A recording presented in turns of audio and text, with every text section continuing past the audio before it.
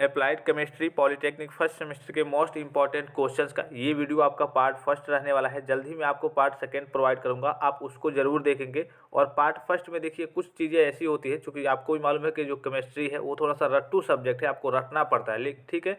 लेकिन कुछ चैप्टर्स इसमें ऐसे हैं, कुछ टॉपिक्स, कुछ क्वेश्चंस इसमें ऐसे हैं जो आपके एग्जाम में हर बार आते ही आते हैं। और वो थोड़े से कह लीजिए कि आपके थियोरिटिकल टाइप के क्वेश्चन होते हैं, उसमें रटना नहीं होता है, बस नॉर्मली आपको समझना होता है थोड़ा बहुत और उसके बाद से आपको लिख देना होता है। और इसी की सहायता से ही बच्चे पास होते हैं। इसलिए केमिस्ट्री में बहुत ज़्यादा बच्चों की बैक लगती है। क्यों लगती है कि रट्टू सब्जेक्ट है और कई सारे बच्चे रिएक्शन वगैरह रट नहीं पाते हैं, उसको याद नहीं कर पाते हैं। तो कुछ क्वेश्चंस में आपको इंपॉर्टेंट क्वेश्चंस बताऊंगा जो आपके एग्जाम में आने के 100% चांसेज रहते ही रहते हैं, उसको जरूर देखेंगे। और इसका जैसे ही मैं आपको पार्ट सेकंड प्रोवाइड करूंगा तो सेकंड पार्ट को जरूर देखेंगे। और इसके पीडीएफ के लिए आप हमारे यूपीपी यानी कि Uttar Pradesh polytechnic Telegram channel को ज्वाइन कर लेंगे, जिसका डायरेक्ट लिंक मैं आपको वीडियो के डिस्क्रिप्शन बॉक्स में दे रहा हूँ, ठीक है। और वीडियो अगर अच्छा लगे तो वीडियो को एक लाइक कर देंगे। जब भी आप वीडियो को देखने आए कम से कम वीडियो को एक लाइक कर दे कि हमें भी थोड़ा मोटिवेशन मिले कि जो भी जानकारी दी जा रही है बच्चों को थोड़ी सी सही लग रही है, बच्चों को अच्छी लग रही है, ठीक है। तो जो सबसे पहला क्वेश्चन यहाँ देखिए, define demonstration of water resources on earth using pie chart, ठीक है। यानी कि पाई चार्ट का उपयोग करके पृथ्वी पर जल संसाधनों के प्रदर्शन को परिभाषित करें। ये आपका जो वाटर ट्रीटमेंट चैप्टर है, पहले वाटर ट्रीटमेंट था, अब शायद केवल वाटर हो गया है, उसी चैप्टर का ये क्वेश्चन है। और काफ़ी ज़्यादा इंपॉर्टेंट क्वेश्चन है, आपसे डायरेक्टली ऐसे ही पूछ सकता है कि वाटर सोर्सेज के बारे में बताइए, कौन कौन से वाटर सोर्सेज हैं, ठीक है। और इस चैप्टर से जो ज़्यादा आपसे पूछा जाएगा वो पूछा जाएगा जल की कठोरता, ठीक है, हार्डनेस के बारे में। जल की कठोरता से आप क्या समझते हैं, जल की कठोरता कितने प्रकार के होते हैं, ठीक है, और कौन कौन से होते हैं, उनको दूर करने की विधि।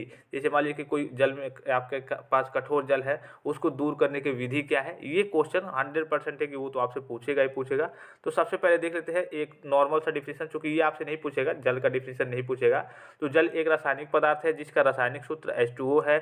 जल के एक अणु में 2 हाइड्रोजन के परमाणु सहसंयोजक बंध के द्वारा एक ऑक्सीजन से जुड़े रहते हैं। तो ये सभी स्टूडेंट्स को मालूम है, इसमें कुछ बताने की जरूरत नहीं है, ठीक है।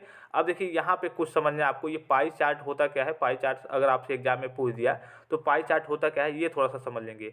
आपको मालूम है कि जो आपकी पृथ्वी है लगभग इसका 71% क्या है, टोटल आपका जल है। और 29% पे भूमि है। और भूमि पे जो भी हो, कृषि करने के लिए हो या फिर रहने के लिए हो, जो भी भूमि हो, यानी कि जो टोटल आपका, हम जल के बारे में बात कर रहे हैं तो 71% जल है, ठीक है। 71% वाटर है, सभी को मालूम है। अब वाटर में कई प्रकार के वाटर हैं, कई कई आपके लवणयुक्त वाटर है, फ्रेश वाटर है कुछ, ठीक है, कई प्रकार के हैं। तो इस 71% में अब इसको हम मान लेंगे कि ये 100%, मतलब कि ये 71% जल है। अब इसको मान लेंगे जितने भी जल हैं कि हाँ मेरे पास 100% यानी कि इतने मेरे पास क्या है, वाटर है। 71% तो ये पूरी आपकी पृथ्वी पे है। अब इस 71% का हम 100% मान लेंगे कि हाँ मेरे पास इतने जल है। अब इस जल में कितने शुद्ध हैं कितने अशुद्ध है उसको देखेंगे हम, ठीक है। तो जैसे कि यहाँ पे आपको डायग्राम में दिख रहा होगा, टोटल आपके पृथ्वी पर जितने, मतलब कि 71% ऊपर थे, जल थे, उसमें से टोटल उसको अगर 100% माने, इसको अगर हम 100% माने तो इसमें आपके यहाँ पे देखिए, एक मिनट थोड़ा सा, अगर इसमें अगर हम इसको 100% माने तो यहाँ पर देखेंगे आप अगर, तो 97% क्या है, जल आपका लवण युक्त है। लवण युक्त मतलब जिसे आप कहते हैं ना कि समुद्र का पानी खारा होता है, पीने लायक नहीं होता है, वो होता है। यानी कि हम इसको डायरेक्टली यूज नहीं कर सकते हैं, पी नहीं सकते हैं। और 3% ऐसा पानी होता है जिसे क्या कहते हैं हम, शुद्ध जल यानी कि फ्रेश वाटर कहते हैं, जो पीने के लायक है। आप सोचिए जो टोटल आपका वाटर है अर्थ पे, उसमें से 97% क्या है आपका लवणयुक्त जल है, खारा जल है, ठीक है। और 3% कितना है, फ्रेश वाटर है, केवल शुद्ध जल है, पीने लायक है। अब इस 3% को हम मान लीजिए कि 100% मान लेते हैं। चलिए 3% तो जल है, शुद्ध जल है, तो वो कहाँ कहाँ से हमें मिलता है, तो 3% जल में भी जो शुद्ध जल है उसमें से 68% हमको मिलता है आइस कैप्स और ग्लेशियर के द्वारा, ठीक है। वो जो 68% है वो आइस कैप्स के रूप में है जो शुद्ध जल है, और ग्लेशियर के रूप में है। फिर इसके बाद से इसमें 31.1% आपका ग्राउंड वाटर है जो भूमि का वाटर है कह लीजिए, और 0.9% है वो अदर्स वाटर है। अदर्स वाटर कई रूप में हो सकता है, झरनों के रूप में हो सकता है, गड्ढों के रूप में हो सकता है, ठीक है। यानी कि कहने का सीधा मतलब क्या है, आपके पृथ्वी पर मान लीजिए कि टोटल 71% जल है, तो उसको छोड़ दीजिए, उस 71 को 100 मान लीजिए कि हम जल के बारे में बात कर रहे हैं यहाँ, तो टोटल आपके पास पास 100% जल है। ठीक है, यही पाई चार्ट होता है। बस आपको फिगर की सहायता से केवल डिनोट करना होता है कितने कितने परसेंटेज जल है, किस रूप में है। तो 71% जल है, जैसे कि यहाँ आपने देखा टोटल आपका 71% जल है। अब इस 71% को हम क्या मानेंगे कि 100% मानेंगे।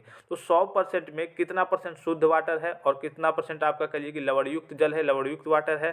तो यानी कि 97% आपका खारा जल है और 3% शुद्ध जल है। फिर इस 3% को अगर हम 100% माने, चलिए हाँ शुद्ध जल मेरे पास 3% है, इस 3% को हमने 100% मान लिया।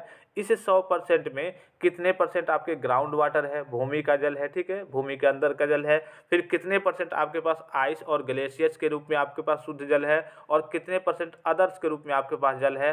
और इस अदर्स को अगर हम डिवाइड करें, जो अदर्स के रूप में है, जैसे झीलों के रूप में, गड्ढों के रूप में, झरनों के रूप में, तो इस अदर्स की अगर हम बात करें तो यहाँ पे आपको दिख रहा होगा अदर्स में 87% झीलों का जल है, 2% नदियों का जल है और 11% गड्ढों का जल है। और इसी को हम पाई चार्ट कहते हैं। इसी तरीके से आपको डिनोट करना होता है। आप डायरेक्टली फिगर बना सकते हैं या फिर डायरेक्टली भी आप लिख सकते हैं कि हाँ इतना परसेंट पूरे पृथ्वी पे मान लीजिए 71% वाटर है, 71% का। चूंकि आपको ऐसे ही करके बनाना होता है, ये थोड़ा सा सूटेबल लगता है, इसे डायग्राम बना देंगे कि हाँ 3% शुद्ध जल है और 97% आपका लवणयुक्त जल है।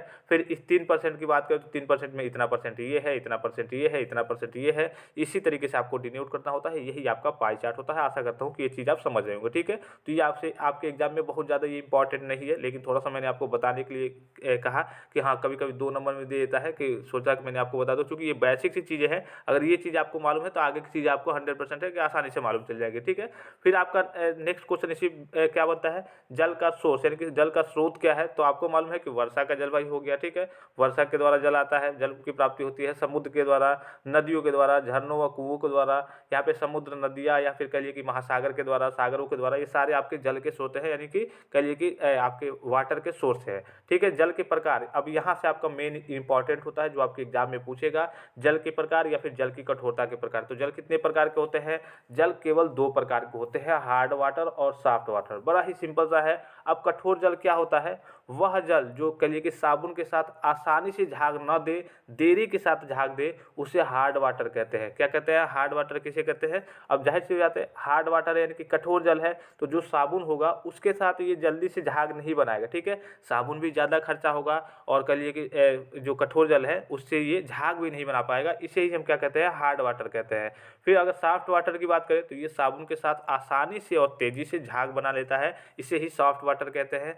अब देखिए जल की कठोरता के प्रकार यहाँ से यह है, यहाँ से आपसे पूछेगा कि जल की कठोरता तो आप जान गए कि हाँ कि जल होता है, हार्ड वाटर होता है, सॉफ्ट वाटर होता है। तो जल की कठोरता के कौन कौन से प्रकार हैं और इसको दूर कैसे कर सकते हैं, ये क्वेश्चन बड़ा इंपॉर्टेंट है और 100% है कि 5 नंबर में आपसे क्वेश्चन पूछ देगा। अगर बड़ा कोई विधि पूछ दिया तो, अगर कोई विधि नहीं पूछेगा, नॉर्मल पूछेगा कि जल की कठोरता को दूर करने के कारण लिखिए, या फिर जल की कठोरता को दूर करने के कहिए कि उपाय बताइए, या फिर कहिए कि जल की कठोरता कितने प्रकार की होती है। तो जल की कठोरता 2 प्रकार से होती है, एक होती है अस्थायी कठोरता और एक होती है अस्थायी कठोरता। अब नाम से ही याद हो आपको, अस्थायी मतलब कि वो अस्थायी नहीं है, उस कठोरता को आसानी से दूर किया जा सकता है। और अस्थायी कठोरता, अस्थायी मतलब कि वो अस्थायी है, उसे दूर करने के लिए किसी विधि का प्रयोग, अच्छी विधि का प्रयोग करना पड़ेगा। ठीक है, नाम से ही है अस्थायी कठोरता और अस्थायी कठोरता। अब देखिए अस्थायी कठोरता में क्या होता है, कुछ आपको याद नहीं करना है। जल में घुले कैल्शियम तथा मैग्नीशियम के बाइकार्बोनेट के कारण जो कठोरता होती है वो होती है अस्थायी कठोरता, और इसे हम आसानी से दूर कर सकते हैं। कैसे दूर कर सकते हैं, बॉयल यानी कि उबाल करके, पानी को उबाल करके, देखा होगा आपने, सुना भी होगा, कहा जाता है कि हाँ पानी को थोड़ा सा बॉयल करके पीजिए, यानी कि उबाल करके पीजिए, थोड़ा सा अच्छा रहेगा, उसमें से कीटाणु वगैरह, बैक्टीरिया वगैरह गायब हो जाएंगे। तो ये होती है आपकी अस्थायी कठोरता, यानी कि अस्थायी मतलब अस्थायी नहीं है वो कठोरता, उसको जब भी चाहे आप आसानी से दूर कर सकते हैं। तो ये किसके कारण होती है, तो जल में घुले कैल्शियम तथा मैग्नीशियम। देखिए अस्थायी कठोरता और अस्थायी कठोरता में घुले तो कैल्शियम तथा मैग्नीशियम रहते हैं, लेकिन इसमें बाइकार्बोनेट के कारण होता है और उसमें आपका सल्फेट तथा क्लोराइड के कारण अस्थायी कठोरता में, अभी मैं आपको नीचे दिखाऊंगा। तो ये होता है। अगर आपसे पूछे अस्थायी कठोरता से आप क्या समझते हैं, तो अस्थायी कठोरता क्यों होती है, तो जल में घुले कैल्शियम तथा मैग्नीशियम, जल में घुले रहते हैं कैल्शियम तथा मैग्नीशियम के बाइकार्बोनेट के कारण ये जो कठोरता होती है वो अस्थायी कठोरता होती है। और अस्थायी कठोरता की बात करें तो जल में घुले कैल्शियम तथा मैग्नीशियम के क्लोराइड व सल्फेट के कारण होती है जो कठोरता, उसे अस्थायी कठोरता कहते हैं। और इसको दूर करने के लिए आसानी से इसे हम बॉयल कर यानी कि उबाल करके दूर नहीं कर सकते, इसको दूर करने के लिए सोडा लाइम विधि और कह लीजिए कि परम्यूटेड विधि, कई सारी विधियाँ होती हैं जो आपसे एग्जाम में पूछी जाती हैं, वो आपसे 5-5 नंबर में पूछे जाएंगे। ठीक है, अब देखिए वही है जल की अस्थायी कठोरता को दूर करने की विधि, तो उबालकर हम दूर कर सकते हैं।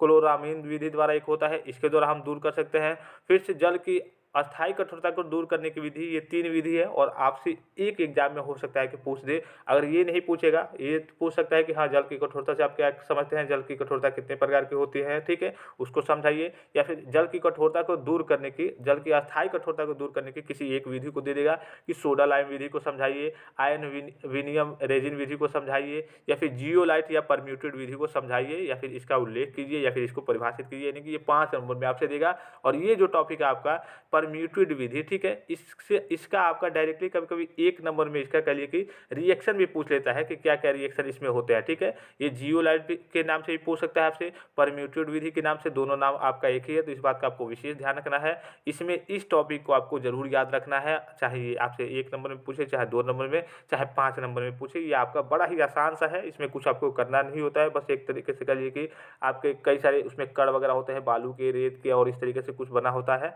और उसके बाद से कई प्रवाह, मतलब कि पानी ऊपर से आता है, कई राउंड में पहले यहाँ से आता है, कुछ क्षमता है, फिर यहाँ से आता है, फिर नीचे आकर के जम जाता है, इस प्रकार से कुछ होता है। ठीक है, तो इसको आप जरूर देख लेंगे, परम्यूटेड विधि को जरूर देख लेंगे। ठीक है, काफ़ी ज़्यादा इंपॉर्टेंट है, और उसका जो केमिकल रिएक्शन है उसको जरूर याद कर लेंगे।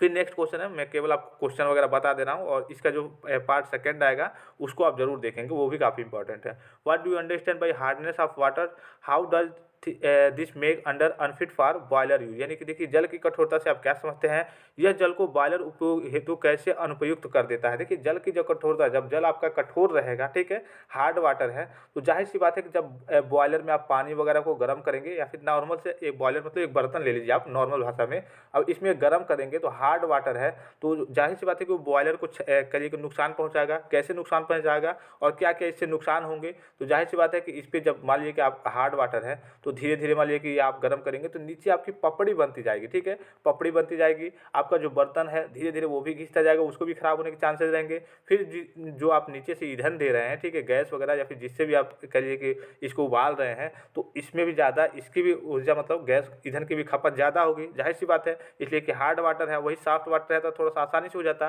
तो हार्ड वाटर में क्या होता है कि काफ़ी सारी बॉयलर में भी काफ़ी सारी क्षति आती है, काफ़ी सारी समस्याएं आ जाती है। ठीक है, आपका जो ईंधन है वो भी ज़्यादा वेस्ट होता है, ये जो आपका बर्तन होगा, बॉयलर होगा, वो भी कहिए कि नुकसान होने लगेगा, इस पर पपड़ी बनने लगेगी, कई प्रकार की चीज़ें आती है। तो वही पूछ रहा है कि जल की कठोरता से आप क्या समझते हैं, यह जल को बॉयलर उपयोग हेतु कैसे अनुपयुक्त कर देती है। नेक्स्ट क्वेश्चन है, what is buffer solution, mention its types. यानी कि बफर विलियन क्या है, इसके प्रकारों का उल्लेख कीजिए। ये भी काफ़ी ज़्यादा इंपॉर्टेंट क्वेश्चन है। और ये जो क्वेश्चन दिख रहा होगा, ये आपका EDTA वाला, ये आपका कभी कभी 1 नंबर में पूछ देता है। केवल क्या पूछेगा कि EDTA का फुल फॉर्म लिखिए और इसका केमिकल रिएक्शन लिखिए। ठीक है, explain the EDTA method of determining the hardness of water. यानी कि जल की कठोरता के निर्धारण की EDTA विधि को समझाइए। और 5 नंबर में कब पूछेगा, जब ये आपका पूरा इस तरीके से क्वेश्चन पूछेगा, पूरी विधि को समझाइए, तब 5 नंबर में। और नॉर्मल कभी कभी पूछ देता है, EDTA का फुल फॉर्म लिखिए और केवल उसका रिएक्शन लिखिए, 1 या फिर 2 नंबर में। फिर नेक्स्ट क्वेश्चन है आपका, how does scale form in boilers, what are the disadvantage of this. यानी कि बॉयलर में पपड़ी कैसे बनती है, इससे क्या हानियाँ होती है, अभी मैंने आपको ऊपर बताया। ये काफ़ी सिंपल और थ्योरेटिकल आपका क्वेश्चन है, इसमें आपको कुछ रटने की भी जरूरत नहीं है। फिर राइट शॉर्ट नॉर्टन, फेनन, अपक्रामर और COD, BOD और PPM। ठीक है, इन दोनों को, तो ये तो आपका काफ़ी ज़्यादा इंपॉर्टेंट है, पूछने के तो चांसेस थोड़े बहुत ये सब भी है। ठीक है, लेकिन ये जो आपका है COD, BOD, 1 नंबर या फिर 2 नंबर, और 1-1, 2 नंबर तो आपको फिक्स करते ही चलना है। इसलिए कि थोड़ा सा ये जो केमिस्ट्री का सब्जेक्ट है थोड़ा सा टफ पड़ेगा उन बच्चों के लिए जो पहले से नहीं पढ़े होंगे। ठीक है, तो 2-2 नंबर और 1-1 नंबर वाले क्वेश्चन को, ये COD और BOD है, ये तो एक तरीके से पूरा का पूरा आउट क्वेश्चन है। अगर कभी कभी ये होता है कि इन दोनों को एक साथ दे देता है, इसमें क्वेश्चन कोई और मिला देगा आगे, तो वो 5 नंबर में दे देगा। लेकिन ज़्यादातर चांसेज जाते हैं 2-2 नंबर में या फिर 1-1 नंबर में इस क्वेश्चन को देने के, कि हाँ ये COD यानी कि केमिकल ऑक्सीजन डिमांड और बायोलॉजिकल ऑक्सीजन डिमांड काफ़ी आसान होता है, इसमें तो आपको कुछ करना भी नहीं होता है। सबसे आसान क्वेश्चन एक तरीके से यही क्वेश्चन है। ठीक है,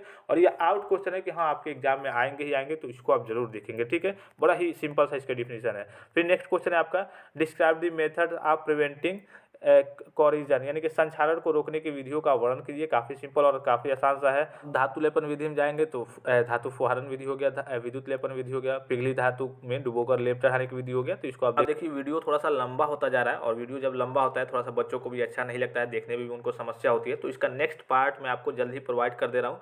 अगर आप लेट से इस वीडियो को देख रहे हैं तो इसका डायरेक्ट लिंक यानी कि नेक्स्ट पार्ट सेकंड पार्ट का डायरेक्ट लिंक मैं आपको इस वीडियो के डिस्क्रिप्शन बॉक्स में दे रहा हूँ। आप जा करके क्लिक करके वहाँ से भी डायरेक्टली देख सकते हैं। तो फिलहाल इस वीडियो में इतना ही, इजाज़त दीजिए। धन्यवाद, थैंक्स फॉर वॉचिंग। मिलते हैं नेक्स्ट वीडियो में।